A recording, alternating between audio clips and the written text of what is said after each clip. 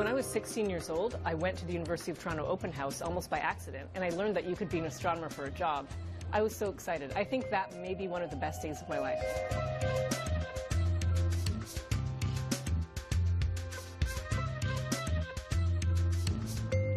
From the University of Toronto to Harvard to a fully tenured professorship at the Massachusetts Institute of Technology by the time she was 35 years old, Sara Seager has been on the cutting edge of planetary science, studying exoplanets. The National Aeronautics and Space Administration has called her an astronomical Indiana Jones. We met her near MIT in Boston. Sara, before we talk about the big picture, which in your profession really is the big picture, I want to ask you a little bit about your background and your childhood, or at least your youth, and your entree into this area that you're in now, which I guess when we talk about this a little later on is one that probably isn't festooned with a lot of women, I would say. But your dad was an influence on you when you were younger. But from what I've read, he seemed to want of you to be, he wanted to make sure that you did something that was going to make sure that you had a viable financial future and didn't have to depend on a man. Yes, well, my father was what I like to think of as a feminist before his time, but it's only because of his two sisters who he watched, get married, and one married rich and one married a man who was not too well off and kind of abusive, and she had to leave him. And, at the time, she didn't have, to my knowledge, like a job or education, and so she was basically screwed. And she managed to recover eventually, but he saw that himself, and so his message to his own daughters was, you better support yourself. And that turned out to be great advice in the end. He wanted me to be able to have a life of my own and to never rely on any man. And it's been great. Yeah. So you're going to U of T, University of Toronto, and originally you were doing math and science. Is that right? You were looking at another career path, and almost to satisfy your dad. Yeah. Well, what happened was actually he raised me to be very independent, and he introduced me to a number of different things, trying to have me educated, like art. He made sure I understood art, and that I could play classical music, and that I knew about science. But to be independent and make my own choice. And so when I was 16 years old, I went to the University of Toronto open house almost by accident, and I learned that you could be an astronomer for a job. I was so excited. I think that may be one of the best days of my life. So I go home and tell my dad. I stayed with him on weekends. And I was so excited, like more excited than I am now. And he was just livid. He's like, there's no way you can do that. You have to be a doctor or a lawyer. Those are the only jobs I think you can support yourself in. And he was so angry with me. It was one of the 2 or 3 worst lectures I ever got. Yeah. Were you stunned that he did that to you, or were you sort of expecting it? Well, I probably wasn't surprised, but I wasn't expecting it. But in retrospect, I wasn't surprised. So then when I went to university finally, I took kind of anything that could be pre-med or science, so my options would remain open. Okay. That's why I did that. Okay. So when you discovered at this open house that you could study the planets for a living, what was it prior to that made you so interested in it to begin with? Well, it really goes back so long. I mean, probably since before I can remember, when my dad told me about the stars, and he took me to it's the Royal Astronomical Society of Canada, and they still do wonderful outreach today. Okay. And they have star parties. And the star party is maybe not what you think, but members put their telescopes out, and they encourage the public to attend. And I remember looking at the moon through a telescope. Have you ever seen the moon through a telescope? I actually have, and it's pretty cool. It's amazing, really. It's so striking. I remember that. I don't know how old I was, maybe 4 or 5. It was just brilliant. And later on in my life, it was the first and last camping trip my dad ever went on. But we were on a camping trip with one of our babysitters at the time. And I remember stepping out in the dark of night and looking up at a dark sky, a truly dark sky in Ontario. And it was so incredible. I just have never seen anything like it. I just lost my breath. And it was so exciting to me that those things, I think, were planted deep inside my brain. And I always liked that. That was always a part of me, even in the years I never thought about it. Yeah. Your dad always encouraged you to think big. And one of the things, when I was looking over your life, I think the astonishing thing to me, and probably to most people, maybe even to you at the time, you're at U of T, I think you're about to graduate, or you've already graduated, and you decide that you're going to take a shot at Harvard. And you did, and you got in. They accepted you. Not only did they accept you, but there was some monetary support at some point. Yes, well, actually, here in the United States, in many or most science programs, you're accepted with support. Oh, okay. So essentially, it's like a job, you're doing research, and you kind of get paid the minimum to get by. So there's no savings, there's no extravagance, but it's like a stipend so that you can come here and train. That's what it really is. Okay. But were you startled when that came to pass? I mean, the thing is, I was kind of doing, there's the strategic approach to life, and there's what I call the random walk. I was really just doing the random walk. I cast a wide net. I was excited to go, but I wasn't overly excited. It wasn't like a dream come true. It's like, okay, here's an opportunity, here's the possibility. I'll take this path, and I'll see where it goes. When you say random walk, I wanted to ask you about that, because you've used that phrase in a number of interviews that I've seen that you've done, this idea of a random walk. I've never heard it put that way before. It's a term in physics, actually. It really has to do with particles interacting with light. In some ways, there's many problems in physics that we call the random walk. Like, imagine that there's a light that comes from the sun and comes through. This is what I teach, actually. It comes through the atmosphere. And is it going to hit a particle or not? Sure, it gets scattered. Which direction is it going to go in? There's some probabilistic law based on that actual particle, size and shape and index of refraction. It'll go this way or that way, but it's random. We don't know. It's kind of random, kind of probabilistic. It'll go in some direction until it encounters another particle and another one, and it just kind of goes around. But there is a sort of predetermined path, because a bunch of those photons, you know they reach the ground because we see sunlight. That's what the random walk is. It's you walk down the street, oh, I'll go to that restaurant. You sit at the bar, oh, I'll talk to that person. That's sort of the random walk, rather than I'm only going to go out if I have a plan in advance and a person to talk to and go out with. Those are two different things. But if I look at how your career has unfolded up to now, it appears, on the surface at least, like you had a path. Like you had a path. It didn't seem random at all. Most people don't know this. The other part of the story is never published. You know, when I was in grad school, I was not committed to grad school, and I considered leaving it many times. I was thinking of an alternate career. I wasn't that happy there. So you just don't hear the other part of the story. You're only seeing the outcome. Right. Oh, okay. You're not seeing the process. Okay. Yeah. So what was Harvard like for you? Well, I have to say, it's going to sound funny compared to some other things that I've said in the news before, but Canada was so great. My education was so stellar and over the top at the University of Toronto and in high school that I was well prepared. There was no problem academically at Harvard. You know, I won't say ahead of the curve, but I was among the better prepared people to enter graduate school at Harvard. So I went to Harvard, and I mean, I would have to think carefully about what to say. I mean, it was many things. New. What areas were you looking at then? Where were your interests at that point? Let's see. For some reason, I was attracted to this field called magnetohydrodynamics, only because it's like the hardest thing to do. Okay.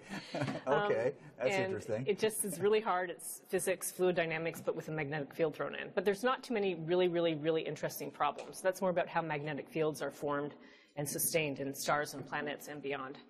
So I thought I was going to study that for some reason. I don't really know why.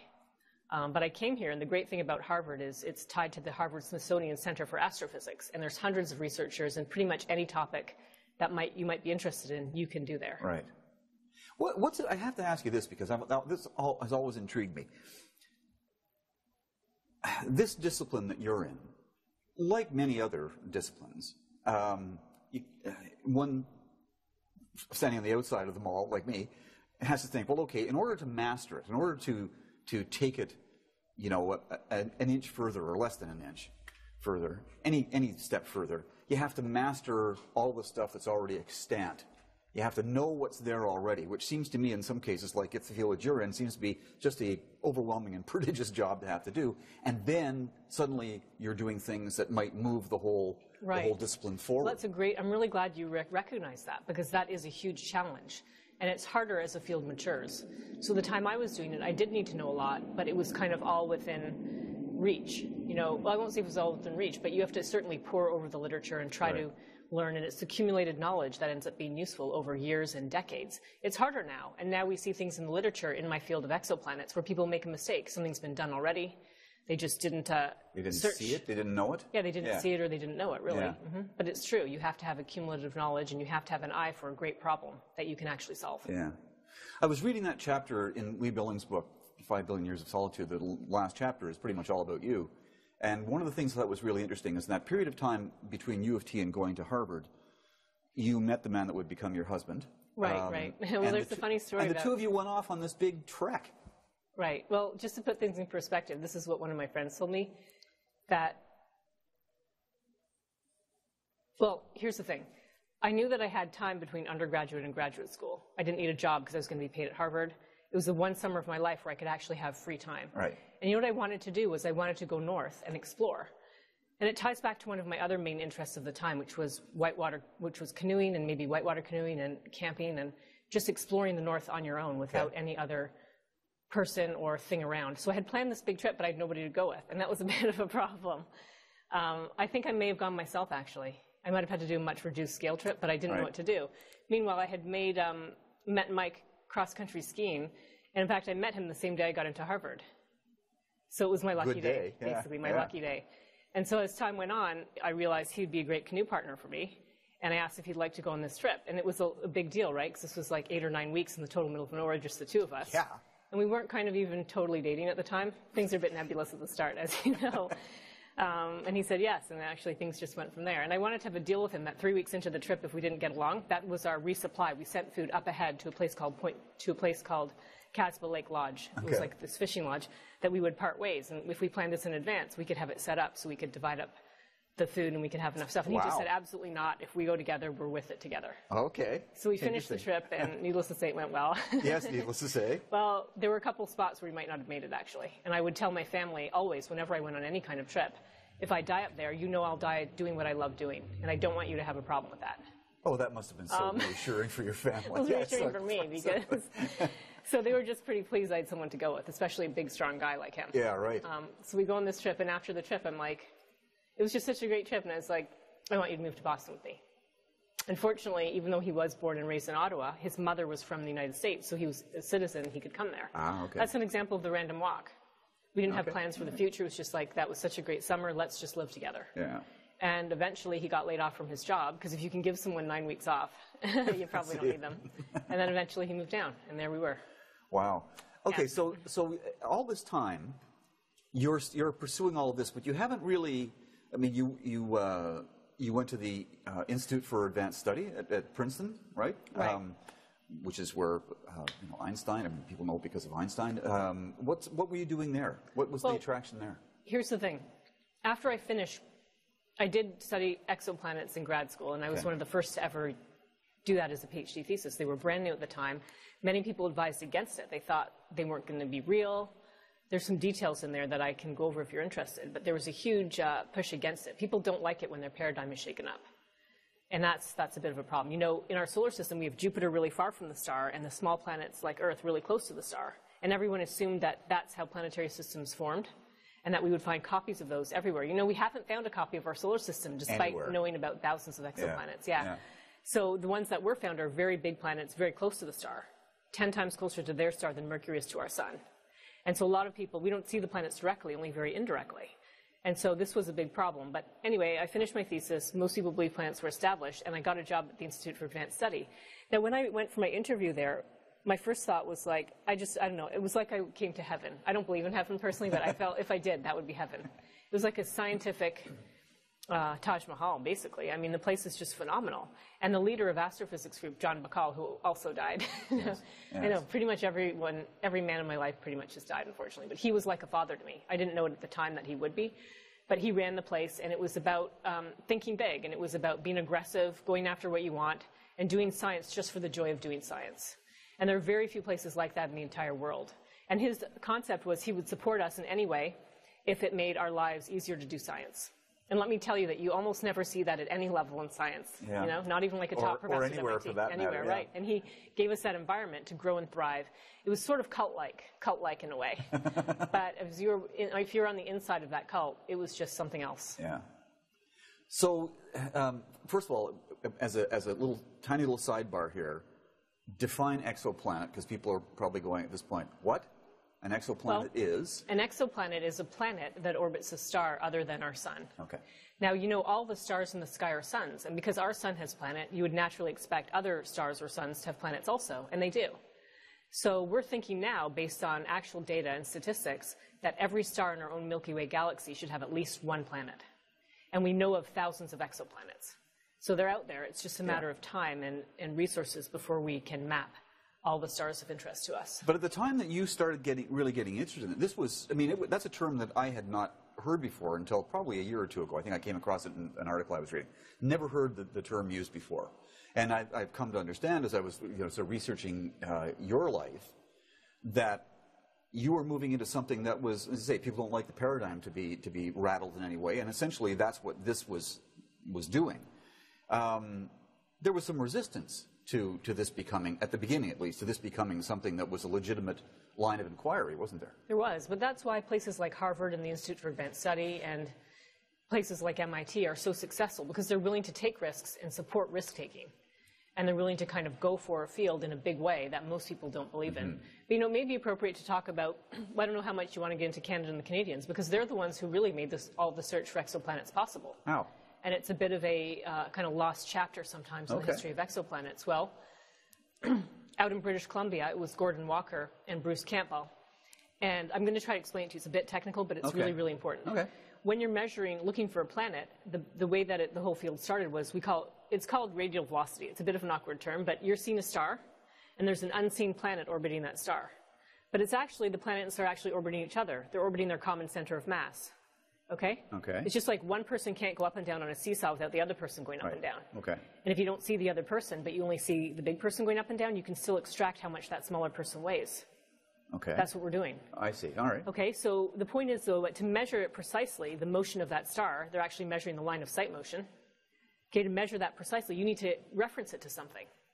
Like if you see a person walking down the street, you need a calibrator. And typically before, the calibrator was something in our atmosphere. They were molecular feature lines in our own atmosphere. But our atmosphere, when you go in a plane, there's turbulence. It's moving around. That's not good. Right. But the Canadians are the ones who figured out how to not have the atmosphere as the reference, but a gas cell inside where the light from the star passed through the gas cell in their telescope. So they could imprint a reference frame onto their measurement. Okay, so when they're trying to measure the motion of a star to very small numbers, you need a reference point. And like the big pictures, they figured out how to do that reference point in a way that was far better than ever done before. Okay. And that was a stepping stone to? Well, in fact, the Canadians should have started the whole field a decade before I got even on the scene. Huh. But the problem was they were looking for Jupiters. Jupiter takes a big planet that takes 12 years to go around the star. Meanwhile, we found that these short period planets are prevalent, and they are 4 days, 10 days, 20-day periods, years. And so, in fact, eventually they got whittled down by the Telescope Allocation Committee to look at 20 stars. If they'd looked at 40 stars, they would have started that field like a decade earlier. Really?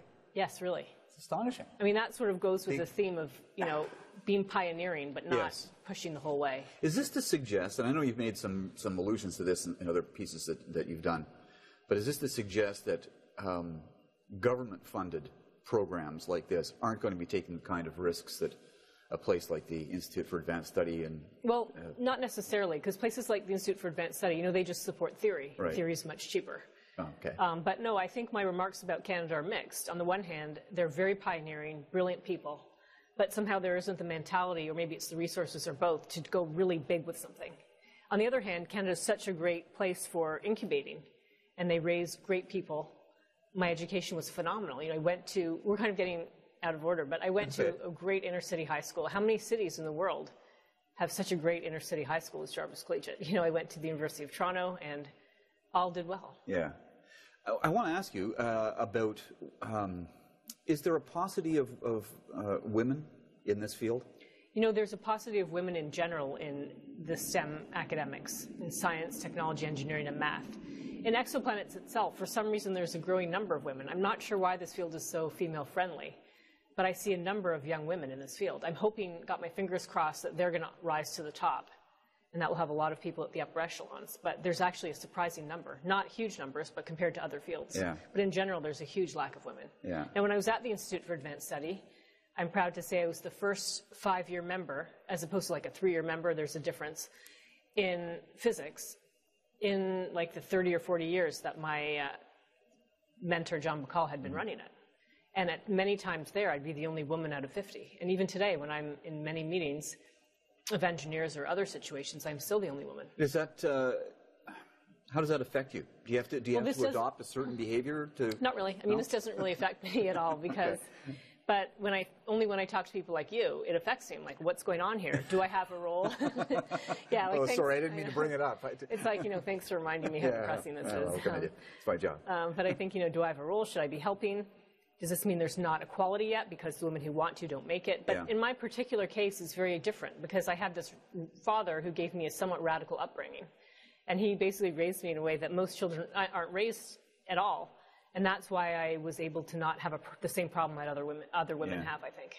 You know, one of the things I thought was interesting is that you get offered this fully tenured professorship at MIT at the age of 35, right? 35? That's right, yeah. What did your old man think about that? I mean, because there you are, they're financially secure, well, which is what he wanted. I was financially secure, but he wanted a lot from me. I mean, he didn't want me to just be secure. He wanted me to just succeed wildly. Okay. And before I get to what he actually told me, when I was offered the job, I wasn't 100% sure I would take it, because I already had a really good job at the Carnegie Institution of Washington. And the job at MIT, although it gives me more, I was told, and it has been borne out, that I would have a bigger platform to talk to the world, that I could really carry out my dreams, that I'd have more stimulation from students. All those things were true, but there's a big price to pay to being a professor here. It's sort of a time sink, I like to say, of, you know, all the tedious tasks, all the things that I have to do in order to get to do the science I really want to do. So I wasn't sure, but my dad was like, you know, and he was right, because he was right about a lot of things, but he would say things like, the door might only open once, you must go through it. Opportunity comes about rarely. When it comes, you have to take it. He was really pushing me to take this. It's the one thing he understood about astrophysics and physics was that MIT was a great place. Right. Okay. I'm so glad that he knew I got the job, because he died soon after. Yeah. But in one of my last conversations with him, I was like, you know, okay, well, you're right. I'm going to take the job, and when I think about it, it's pretty much the best I can do. And I said it like that, like I meant, you know. Oops. It's the best I can do, like tenure 35, MIT. You know, it's good, I mean, in the scheme of things. And then he got angry, and that was probably the only other time he was as angry, besides all my teenage year stuff, was when I told him I wanted to be an astronomer for a job. He was angry. And he just was like, look, and I think he knew it was one of the last times he'd have a chance to impress this upon me. And I'm trying to capture it without crying, but he just said, no, I want to tell you. And he was just like, you know what? I never want to hear you say that again. And he was way more angry than I'm able to demonstrate. I never want to hear you say you're limited by your own thinking. I know there's a better job for you out there, and I know you're going to get it one day. And he wanted me to not stop thinking big, even though I had reached a very high level. And he was still right. There's still more room to do things. Yeah. And that's what he left me with, was just don't be limited by your own internal thinking. And if it's one thing I could pass on to all the women who want to be scientists, or even all the people out there, it's just don't be limited by your own internal thinking. Yeah. And how that has to happen is actually different for each individual, which leads me into my whole theory of why there are very few women. I have a theory about this, and I also have an experiment. All right. Go ahead. Well, and it's based upon my own life and how I was able to succeed based on the way my father raised me. And I see, especially with women, but also with some men, that there's major internal limitations, and it's different for each person. They may be insecure or afraid of authority, lack confidence. It's some kind of incarnation of that. And what I've done in my experimental program is I take each individual, and they have to figure out what their problem is with my help. And then we'll do an exercise that puts them totally outside their comfort zone until it's comfortable, and then again and again and again on that one issue that's blocking them. Okay. We kind of do that over and over again until they're pushing a little further each time? Yeah, a little further each time, and it's been really great. I really think that that's one of our major problems in this world. Yeah. I want to ask you, you mentioned a while ago in the midst of talking, you said, but I don't believe in heaven. But I wanted to ask you about that, given the milieu in which you work. How do you feel about that? Are you a religious person or a spiritual person? I'm not religious in any way. No? It's because if you apply logic to religion, it doesn't pass the test. So when you look out there, what goes through your mind? I just think nature is wonderful. It's magnificent. And nature, however you want to define that, is just so awesome. Things happened in a way that we can't explain all of them. We're trying to explain them, but it's just really beautiful. That's what goes through my mind. Do you feel like you're on a path that's going to be rewarding not just for you, but for, I hesitate to say this because it sounds so sort of grandiose, but for humankind at some point? Is that the path that this kind of research is going down? Until you said it, I hadn't really thought of it that way. But I think in retrospect, in hundreds or thousands of years from now, people will look at it that way. People will see this as a way of, we sometimes like to call it completing the Copernican revolution, where we used to think we were the center of the universe. Mm-hmm. Some of us still think that way. Yes. But we used to think that all the stars and the sun and planets all revolved around Earth. And Copernicus showed us hundreds of years ago that that's not true, actually. His theory was that Earth and planets went around the sun. And it actually took many years. It probably took Galileo's telescope and even Newtonian mechanics until Halley's Comet returned, that people actually believed that. And then we found out that our sun is one but of many, many stars that actually goes around the center of the Milky Way galaxy. We're one of 100 billion stars. We're actually not that special. And we then found that, you know what, there's upward of 100 billion galaxies. So all of a sudden, we're displacing ourselves from the center of the universe. Yeah. And we think that finding life on another world will finish that. It will be the final nail in the coffin of seeing that we're central. And so in that way, we expect to change the way we see the universe. But there's one more point we get excited about. And this one is one that will happen after our time, unfortunately. But the drive to go to another star and another planetary system is so huge, we really think people are going to figure out how to do that one day. And when they do that, it will be to go to another Earth-like planet. And so we expect those people to look back at us here today, collectively, as the people who first found those Earth-like worlds. And so in that sense, yes, the answer to your comment and thought is absolutely yes. We only have a couple of minutes left, and in that couple of minutes, I want to ask you about the MacArthur Foundation grant that you got, because I read that there was well, I thought this was kind of funny. You could tell me about it. Sure. That because of the field that you're in, sort of like the field that I'm in, sometimes you're a magnet for oddballs and wackos and people who send you emails that you don't really want to read. And my understanding is that the MacArthur Foundation grant email that came to say that you were one of the people almost got lost in the spam filter. Well, I won't say it almost got lost, but typically they call you and they're very secretive and they're like, are you sitting down? This is a special call. We really need to talk to you. But typically if I get a call that starts like that, it's about someone asking me about a UFO or they've seen an alien. And, you know, a lot of people believe that, many, many people. And sometimes they do want to talk to someone. But it's not me. That's not my job. It's not what I research. So I'm usually able to pass them off into someone who is okay with dealing with them.